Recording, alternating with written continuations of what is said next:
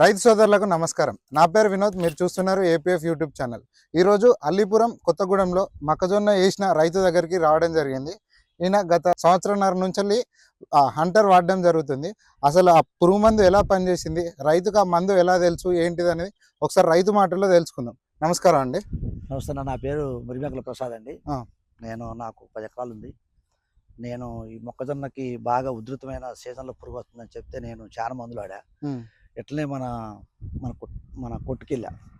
కొట్టుకెళ్తే అబ్బాయి నాకు పరిచయం అయ్యిండు. సంగతి నాన్న ఇట్లా పద్ధతి, మరి ఇట్లా నాకు మొక్కజొన్న మంచి సీజన్ పురుగు అవుతుంది, కత్తెర పురుగు పడ్డ కాడ నుంచి మొక్కజొన్న అంతా అసలు వ్యవసాయం కూడా చేయలేకపోతున్నా, ఎన్ని దమ్ములు కొట్టినా కానీ దీనికి ఉధృత తగ్గట్లేదని అంటే, బాబాయ్ అది కాదు, నేను ఒక మందు చెప్తున్నా, నువ్వు మందు తీసుకుపోయి మంచిగా ఎరుపున్న పురుగున్న దీన్ని ఈ పద్ధతిలో మోతాదులో పిచికారి చేయని చెప్పడం జరిగింది.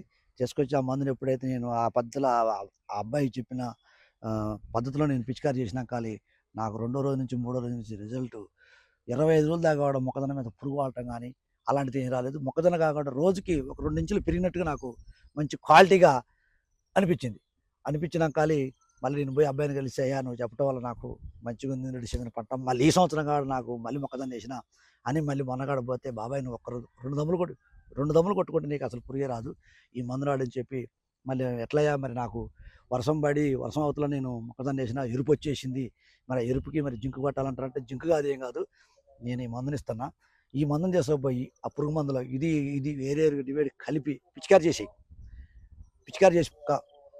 మనం ఇచ్చాం.